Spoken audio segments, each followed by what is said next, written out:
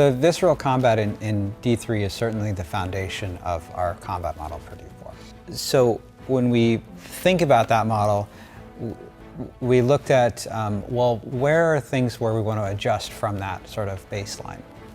And so we wanted to make combat feel a little bit more intentional, add a little bit more stakes, and increase the clarity of the battlefield so that you feel like you can see, as if you can't see what decisions you're making or what monsters are doing, then it's hard to feel like you're making important decisions.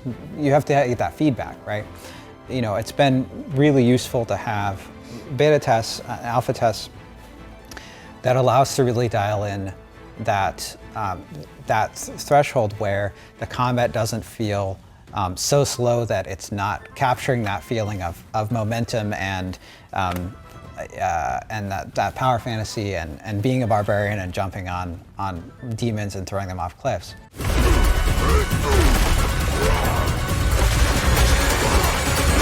But that you feel like you have some stakes and that you're making decisions that matter on the battlefield. They're tactical decisions. We've got the evade skill that factors into that, so you can move around the battlefield. You know that you have that available. We can design mechanics and boss encounters and things that use that mechanic. And we feel like we've got it in a pretty good spot at this point.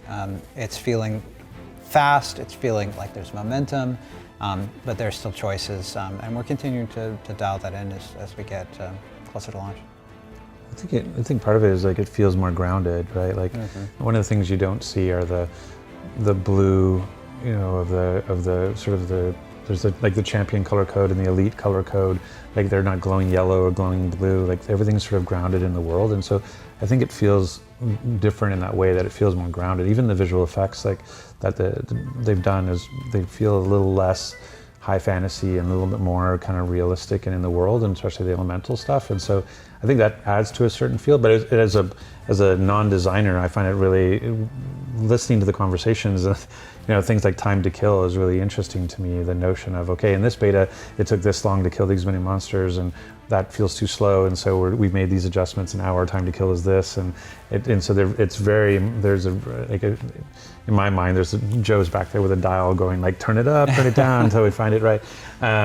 But it's been something that is a constant conversation around, because Diablo is a power fantasy, and so if it feels too arduous and too slow and too laborious, they feel like, oh, they're just meat sacks of hit points, and it's not fun to kill things. And if they're too fast, then you're just like, everything's made of paper and it doesn't matter, my strength doesn't matter. And so it really is about dialing it in to finding where you go, like, that should be challenging, that should be threatening, but I should also feel really strong in this moment or against this type of enemy. And so that's what Joe and the systems teams have been doing a great job of finding that sort of sweet spot in the game.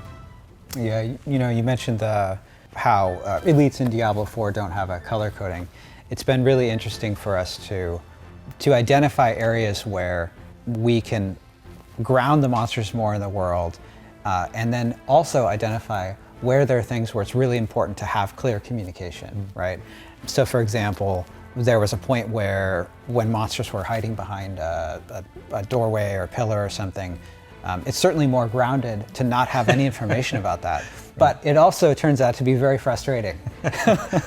And so, you know, we've you know, speaking to that, kind of dialing it in, figuring out, you know, where we need to do monster highlighting for clarity so that the player has battlefield information to know what kind of decisions to make, and where we need to ground the monsters in the world so you get that feeling of atmosphere. You feel like you're in a world that's dangerous and scary and there's unpredictability.